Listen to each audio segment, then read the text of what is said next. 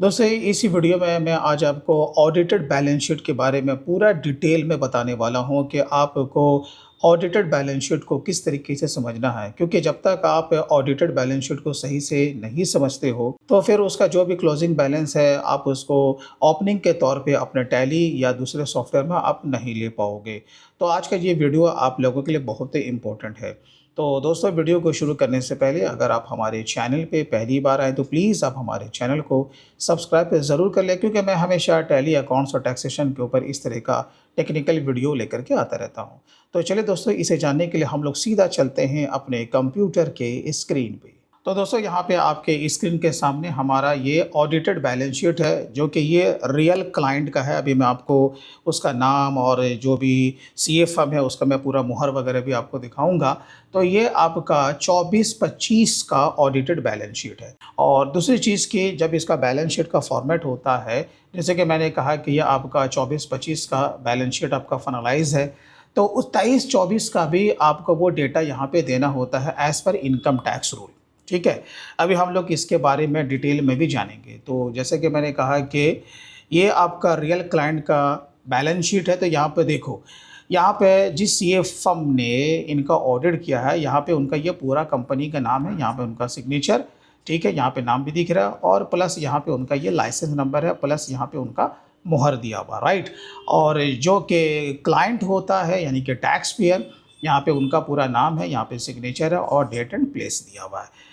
तो ये आपका किसी भी कंपनी का हो, चाहे वो एलएलपी हो, पार्टनरशिप हो, प्राइवेट लिमिटेड हो या फिर आपका इंडिविजुअल हो, राइट। तो मिलता जुलता इसी तरह का आपको बैलेंस शीट का फॉर्मेट देखने को मिलेगा। तो मैं जो एग्जांपल दे रहा हूँ ये आपका एलएलपी फर्म का है।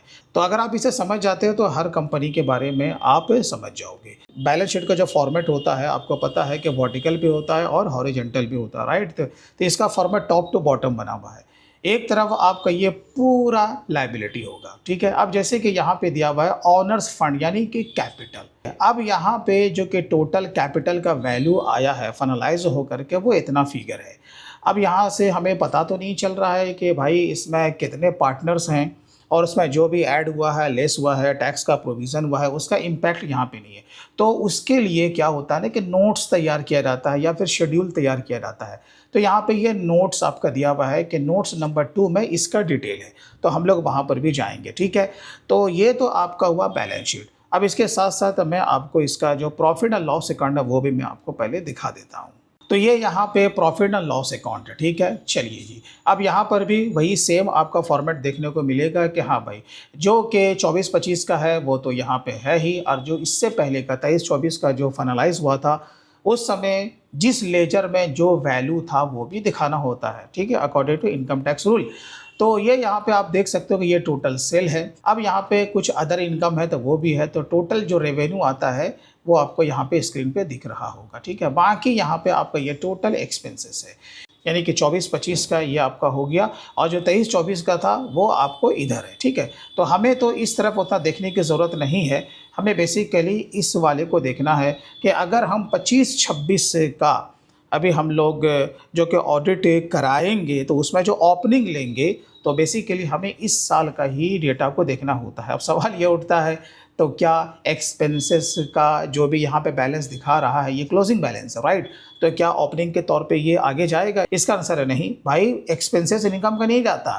बैलेंस शीट में जो आइटम है उसी का जो क्लोजिंग बैलेंस आपको वहाँ पे दिखेगा, उसी का आपको इस ईयर में ओपनिंग के तौर पे लेना होता है। तो चलिए, तो ये तो इसका यहाँ पे इस तरह का फॉर्मेट है, और यहाँ पर भी सेम है, यहाँ पे देख सकते हो। तो जिस सीए फर्म ने ऑडिट किया है यहाँ पे उनका नाम और मुहर है, और प्लस है जो कि टैक्स पेयर है वो यहाँ पे उनका नाम और मुहर है। चलिए हम लोग शुरू करते हैं यहाँ आपके बैलेंस शीट से। तो यहाँ पर देखो आपका ये कैपिटल है। तो सबसे पहली बात तो है कि हमें इसका पूरा डिटेल देखना है, तो आपको नोट 2 में जाना होगा, ठीक है। तो नोट 2 में आपको ये पूरा डिटेल दिख जाएगा। तो ये देखिए आपका ये एलएलपी कंपनी है। अब यहाँ पे आपका है ये नोट 1 और यहाँ पे है आपका नोट 2। तो सबसे पहले हम लोग कहाँ आए हैं? नोट 2 में आए हैं। तो नोट 2 में यहाँ पर आप देख सकते हो कि यहाँ पे 3 पार्टनर्स है। तो इसका जो भी ओपनिंग था वो आपको यहाँ पे दिख रहा है, प्लस है जो कि सैलरी इन्होंने यहाँ पर से कंपनी में लिया है वो सैलरी यहाँ पे ऐड हुआ है, राइट। और ये जो आपका जो शीट बनता है ना, याद रखिएगा ये आपका एक्सेल में बनता है, लेकिन फाइनलाइज कहाँ होता है? आपका टैली में। तो बैलेंस शीट को किस तरीके से फाइनलाइज़ करना है, उस पर भी मैंने वीडियो बना के रखा है। कौन-कौन सी एंट्री लेनी है, वो आप जा कर के देख सकते हैं। मैं उस वीडियो का लिंक अपने वीडियो के डिस्क्रिप्शन में दे दूँगा। तो यहाँ पे देखिए, ये आपका पार्टनर्स का जो भी रिम्यूनरेशन है, वो यहाँ पे ऐड हो गया है। प्लस ये यहाँ पे उनका प्रॉफ़िट है, जो कि यहाँ पे इन्होंने आपस में अपने शेयर के हिसाब से उसे बाँट लिया। प्लस ये उनका ड्राइंग्स है।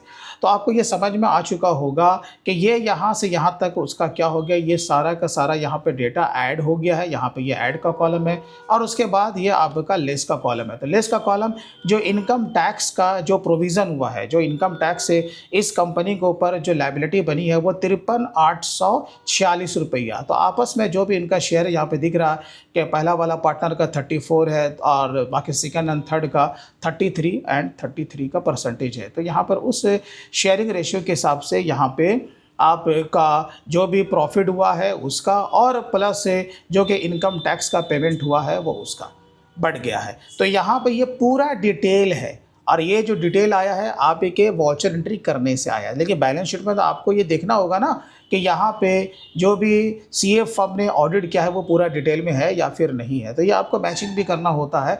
तो चलिए यहाँ पर देखिए कितना फिगर दिखा रहा है आपको, यहाँ पर ये 45,42,896 रुपया दिखा रहा है। अब हम लोग अगर बैलेंस शीट में आते हैं तो यहाँ पे कितना है, सेम फिगर है ना, सेम फिगर है। तो इसका माने आपको मार्क 2 में देखना। अब अगर जब आप लोग इसका ओपनिंग लोगे अपने टैली में तो आपको ये वाला फिगर देखना, ठीक है, ये वाला फिगर, बस ये वाला फिगर देखो और मैनुअल जा करके अब इसका ओपनिंग चढ़ा दो। चलिए ठीक है, अब हम लोग आते हैं नंबर 2 में। इस तरीके से आपका दिया हुआ है करंट लायबिलिटी। तो करंट जो लायबिलिटी है, सन्ड्री क्रेडिटर का यहाँ पे आपका फिगर दिया हुआ है इतना, देख रहे हो ना, ये आपका सन्ड्री क्रेडिटर का फिगर दिया हुआ, ठीक है जी।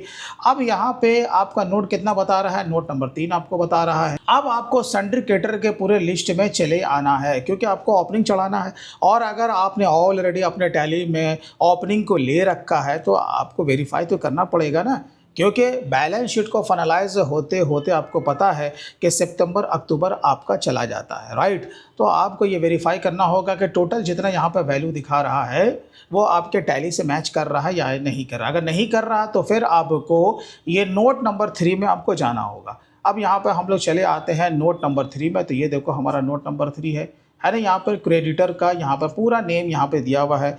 तो जब आप लोग स्क्रॉल डाउन करके जब नीचे आओगे तो पूरा यहाँ पे आप देखो, यहाँ पे उसका वैल्यू आपको यहाँ पे दिया हुआ है। 1 बाय 1 करके आपको क्या करना होगा, इसका मैचिंग करना होगा। एक बार मिलान आप कर लीजिए। और अगर डायरेक्ट अगर बैलेंस शीट से आप अपने फिगर को चढ़ा रहे हैं तो यहाँ पे देखते जाओ, चढ़ाते जाओ। अब यहाँ पे एक चीज़ मैं बता दूँ, यहाँ पर देखो ये आपका ब्रैकेट में दिया हुआ ये वाला फिगर देख रहे हो ना, 898 रुपया 17 पैसा। तो ब्रैकेट का माने ये आपका माइनस में है ना, ये माइनस में फिगर है। बाकी ये जितना है आप जिस तरीके से सन्ड्री क्रेडिटर का जो लेजर बनाओगे या बना हुआ या ऑल्टर करोगे, जो फिगर चढ़ाओगे तो उसका CR बैलेंस होगा। क्या होगा, CR। लेकिन ये वाला जो आपको दिखा रहा है ना, इसका कौन सा बैलेंस होगा, DR होगा, ठीक है। तो ये जब आप चढ़ाओगे तो फिर इसका जो टोटल जो आपका बैलेंस है जो कि नीचे आपका यहाँ पे आ रहा है, ये देखो यही आपका टोटल बैलेंस है, 7,57,593 रुपया 57 पैसा। अब यहाँ पर आकर के देखोगे तो यहाँ पे देखो 57 पैसा है। इसका माने ये भी आपका मैच कर रहा है, क्योंकि जब मिस मैच होगा तो ऐसे भी आपका बैलेंस शीट फाइनलाइज हो ही नहीं सकता, ठीक है। इसी तरीके से अब यहाँ पे दिया हुआ है आपका अदर करंट लायबिलिटी। अब इसमें लायबिलिटी में क्या क्या है भाई, यहाँ तो ठीक दिया हुआ है आपके नोट नंबर 4 में, ठीक है। अब इसका डिटेल में आपको जाना होगा। तो चलिए हम लोग चलते हैं 4 नंबर में। अब हम लोग आते हैं भाई साहब 4 नंबर में। तो ये है आपको यहाँ पर देखो अदर करंट लायबिलिटी 4 है ना, हाँ जी है। अब यहाँ पे आप लोग देखो कि इसमें ऑडिट फ़ी है। ये भी समझिए कि लायबिलिटी में क्या क्या चीज़ हो सकता है। तो यहाँ पे ऑडिट फ़ी पेबल है 11,800 रुपया। एडवांस फ्रॉम कस्टमर है आपका 74,000, यहाँ पे फिगर आपका दिया हुआ। प्लस ऑड स्टैंडिंग लायबिलिटी यहाँ पे दिया हुआ है आपका 21 लाख रुपया। अब ये ऑड स्टैंडिंग लायबिलिटी में क्या क्या है, इसको भी आपको अपने बैलेंस शीट में जो कि आपने अकाउंटेंसी करके रखा होगा वो वहाँ पर आपको देखना होगा। और ऐसे भी अगर आपको ये पता नहीं चल रहा है कि ऑड स्टैंडिंग लायबिलिटी में, क्योंकि यहाँ पे बैलेंस शीट का ये जो नोट है उसमें वो नाम ही यहाँ पे डिक्लेयर नहीं है। कभी कभी तो ऐसा आपको बैलेंस शीट मिलेगा कुछ भी डिटेल नहीं रहता है, बस बैलेंस शीट और P&L, नोट भी आपको नहीं मिलेगा। तो वहाँ पर हम जैसे लोगों को भी काम करने में दिक्कतें आती हैं, तो हम लोग क्या करते हैं, या तो ऑनर से हम लोग वेरीफाई करते हैं या फिर हम लोग चार्टर्ड अकाउंटेंट फर्म से हम लोग बात करते हैं कि यहाँ पे कौन सा आइटम है जो कि ऑड स्टैंडिंग लायबिलिटी में दिया हुआ है। ठीक है, अगर आपको भी दिक्कतें आती हैं तो आप सीए फर्म से कॉन्टैक्ट कर लीजिएगा। चलिए, तो यहाँ पे ये देखो टोटल यहाँ पे ये फिगर यहाँ पे दिया हुआ है 21,46,154 रुपया। जब यहाँ पर आते हैं तो सेम आपका फिगर है। तो ये तो आपका एक तरफ हो गया पूरा लायबिलिटी, जो कि टोटल जोड़ यहाँ पे आ रहा है इतना। यहाँ पर देखो, अब आप हम लोग चले आते हैं एसेट्स में। तो यहाँ पे आपका दिया हुआ नॉन करेंट एसेट्स। अब यहाँ पे आपका टैंजिबल एसेट है, यहाँ पर बता रहा है कि नोट नंबर 6 में है, तो कितना भाई 42,532 रुपया 73 पैसा है। ठीक है ना। अब यहाँ पे हमें जा कर के देखना होगा कि नोट नंबर 6 में ये 42,532 रुपये में क्या है। तो ये देखिए आपका नोट नंबर 6 है, और ये यहाँ पे आपका फिक्स्ड एसेट, यानी कि जो भी आपका कंप्यूटर है, फर्नीचर है, लैपटॉप वगैरह है, ये आपका फिक्स्ड एसेट में आता है, राइट। इस पर क्या लगता है, डिप्रिसिएशन लगता है। तो ये यहाँ पर कुछ इस तरह का फॉर्मेट होता है। तो यहाँ पर हम लोग देख सकते हैं कि आपका ये जो नेट वैल्यू जो आया है, तो यहाँ पर देखो आपका कितना है भाई, यहाँ पे देखो कितना है 42,532 रुपया 73 पैसा, और यहाँ पे आपका कितना 42,532 रुपया 73 पैसा। यानी कि ये आपका जो टैंजिबल एसेट है, ये फिक्स्ड एसेट के बारे में आपका ये पूरा डिटेल में यहाँ पे बात कर रहा है, जो कि नोट नंबर 6 में मैंने आपको दिखा दिया। अब इसके बाद यहाँ फॉर्मेट में तो है, लेकिन इसका कोई अमाउंट नहीं है, ठीक है ना, यानी कि ट्रांजेक्शन उसका नहीं है। अब आते हैं हम लोग करेंट एसेट में। अब जैसे कि यहाँ पर आपका दिया हुआ है इन्वेंट्री। इन्वेंट्री का माने क्या, ये ट्रेडिंग कंपनी से बिलोंग करता है, तो इसका जो भी क्लोजिंग स्टॉक है वो आपका अलग से दिया हुआ है, इसके लिए नोट पे जाने की ज़रूरत नहीं है। ठीक है, ये आपका पीएनएल में दिखेगा। अब यहाँ पे दिया हुआ ट्रेड रिसीवेबल, जबकि ट्रेड रिसीवेबल को हम लोग क्या कहते हैं, सन्ड्री डेटर, यानी कि रिसीवेबल जो मार्केट में पैसा हमारा फंसा हुआ है वो आने को है। तो ये बता रहा है कि हाँ भाई, आपको नोट नंबर 5 पे जाकर के देखना होगा कि इसमें क्या क्या है। तो क्या क्या है, हम लोग आ जाते हैं नोट नंबर 5 में। तो ये देखिए आपका सन्ड्री डेटर, राइट, ये नोट नंबर आपका 5 यहाँ पे दिया हुआ है, और आपको ये वाला देखना है ना, ये वाला, ठीक है। ये तो आपका हो गया जो कि 23-24 का, राइट। अब यहाँ पे आप सिस्टमेटिक देख लीजिए, अगर आपने टैली में ऑलरेडी अपने डेटा को इंपोर्ट करके रखा है, लेकिन अगर उसमें कुछ छेड़छाड़ अगर हुआ है डेटा में, तो आपका ये फिगर भी चेंज हो सकता है आपके टैली के डेटा से। तो आपको क्या करना है, एक बार मिलान कर लेना है, और अगर मिसमैच होता है तो फिर तो आपको नोट में आकर के चेक करना ही होगा, कहीं ये जो पार्टी है इसका डेटा तो कहीं चेंज तो नहीं हो गया है। तो यहाँ पे आपको दिख रहा होगा इतना सारा फिगर आपका यहाँ पे दिया हुआ है, यही सेम फिगर आपका यहाँ पर भी दिया हुआ है। इस तरीके से आपको रिपोर्ट को देखना है। अब बात है आपका ड्यूटीज़ एंड टैक्सेस में, आपको दिखा रहा है 5421 का यहाँ पे फिगर है, राइट। अब यहाँ पे जीएसटी का दिखा रहा है। अब देखो यहाँ पर नोट नहीं दिया हुआ, ठीक है। जब नोट नहीं दिया हुआ है तो जब तक डेटा एंट्री नहीं हुआ तो ये बैलेंस शीट बना कैसे, राइट। अब ये जो देखो जीएसटी जो घुसा हुआ है आपका करंट एसेट में, इसका माने ये सारा का सारा आपका इनपुट टैक्स का क्रेडिट, याद रखिएगा, क्योंकि आईटीसी जो होता है वो कंपनी के लिए एसेट है, ठीक है। और आपका जो भी आईटीसी बैलेंस शीट में दिख रहा है, अगर वो इनपुट टैक्स क्रेडिट के रूप में है तो वो आपका करंट एसेट में ही जाएगा, जो कि आपको यहाँ पे दिख रहा है, ठीक है। अब आपको ये देख लेना है कि इसमें एस जीएसटी, सी जीएसटी और आई जीएसटी कितना है। अगर आपके पास कोई डेटा नहीं है, आप एकदम न्यू तौर पे वहाँ पे गए हो जॉब करने के लिए, तो फिर तो जो जिसने बनाया है आप उसे कांटेक्ट करो, या फिर फाइनली सीए फर्म से आपको बात करना होगा कि मुझे इसका भी डिटेल दीजिए। ये जो आपका जीएसटी जो आया है 17,95,341 रुपया 81 पैसा, इसमें कौन कौन सा है, यानी उसका ब्रेकअप तो लेना होगा ना, एस जीएसटी, सी जीएसटी और आई जीएसटी। चलिए, अब यहाँ पे डिपॉजिट है, तो यहाँ पर आपका डिपॉजिट में क्या है, एफडी है क्या है, इसका भी यहाँ पे नोट नहीं बना हुआ है। तो जो भी इसका डेटा एंट्री किया है, जैसे कि मैंने कहा ना, वो डेटा आपके पास होना चाहिए। कैश इन हैंड है और यहाँ पर कैश एट बैंक है, ठीक है। अब यहाँ पे कैश इन हैंड और कैश एट बैंक का भी नोट नहीं बना हुआ। तो जैसे कि मैंने कहा कि हर सीए फर्म का एक अपना अपना बैलेंस शीट बनाने का एक तरीका होता है। वो अगर चाहते तो कैश एट बैंक में जैसे क्या हो सकता है कि कई सारे बैंक्स के अकाउंट्स हो सकते हैं, राइट ना, 2-3-4 भी हो सकते हैं। मुझे मालूम है कि ये जो पार्टी है इसमें कम से कम 3 अकाउंट है, ठीक है, लेकिन इसका डिटेल तो नहीं है ना। अब जब तक डिटेल नहीं होगा, जब आप कहीं पे काम करने के लिए जाओगे या इसका ओपनिंग लोगे, तो आपको कैसे पता चलेगा कि यहाँ पे एक अकाउंट था या एक से ज़्यादा? तो ये आपको मालूम होना चाहिए। नहीं अगर मालूम है तो फिर आपको जैसे मैंने कहा कि जो भी टैक्स पेयर है, जो आपका पार्टी है, क्लाइंट है, उससे पूछो या नहीं तो फिर सीए फर्म से आपको कॉन्टैक्ट करना पड़ेगा इसका डिटेल देने के लिए। अब हम लोग आते हैं प्रॉफिट एंड लॉस अकाउंट में। तो यहाँ पर जैसे कि आप देख सकते हो ये आपका सेल फिगर है, ठीक है?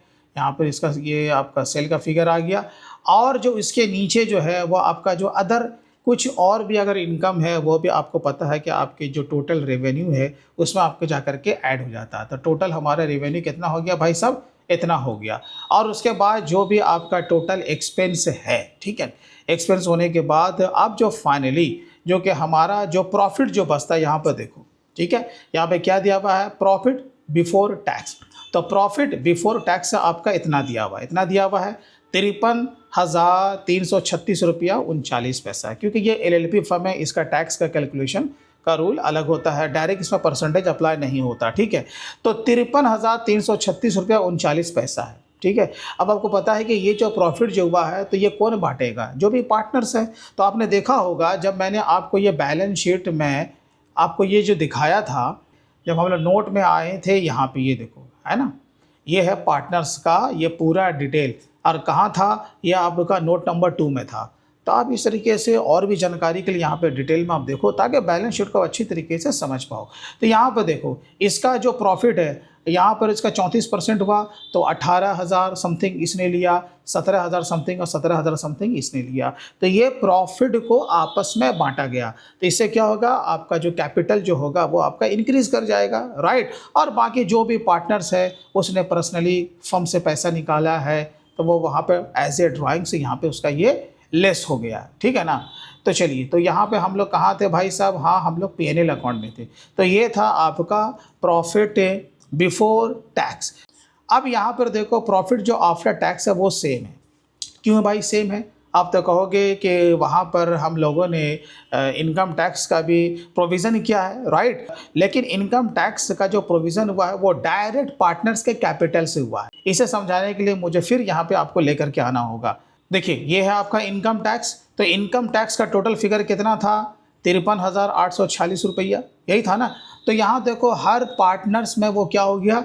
लेस हो गया। इसका माने इसका जो समायोजन जो किया गया है ना वो पार्टनर्स के कैपिटल से किया गया है, ना करके प्रॉफिट एंड लॉस अकाउंट से, ठीक है? तो इसलिए यहाँ पे आप देखोगे कि आपका जो प्रॉफिट है बिफोर टैक्स है वो भी सेम है और जो प्रॉफिट आफ्टर टैक्स है वो भी आपका सेम है, ठीक है? लेकिन आपको पता है कि प्राइवेट लिमिटेड कंपनी में क्या होता है कि प्रॉफिट बिफोर टैक्स आपका निकलता है और प्रॉफिट आफ्टर टैक्स भी अलग से निकाला जाता है। बट ये कौन सी कंपनी है? एलएलपी कंपनी है। चलिए, अब जो नेट यहाँ पे बचा है profit transfer to capital account, यही था ना 53,336 रुपया 39 पैसा। तो यहाँ पर आप देखोगे ये जो 53,336 रुपया है अब आपका यहाँ पे प्रॉफिट के तौर पे सबके कैपिटल में ऐड हो गया, ठीक है ना? तो सारा आपका डिटेल्स जो कि पार्टनर्स के कैपिटल का है वो आपका नोट नंबर 2 में दिया हुआ है। तो दोस्तों मैं उम्मीद करता हूं कि ऑडिटेड बैलेंस शीट के बारे में आपको समझ में आ चुका होगा। वीडियो अच्छा लगा हो तो कम से कम अभी से लाइक ज़रूर करें और इसी तरीके से अगर और भी डिटेल में आप टैली अकाउंट्स और टैक्सेशन में माहिर बनना चाहते हैं और इस फील्ड में अपने फ्यूचर को ब्राइट करना चाहते हैं तो आप हमारे tally and taxation mastery course में भी आप इनरोल कर सकते हैं। इसके लिए हमारे ऑफिशियल वेबसाइट theaccounts.in को आप विजिट कर सकते हैं। मैं अपने वेबसाइट का लिंक वीडियो के डिस्क्रिप्शन में दे दूंगा। तो चलिए दोस्तों फिर मिलते हैं किसी दिन किसी और नए दूसरे टॉपिक के साथ। तब तक ले take care and bye bye.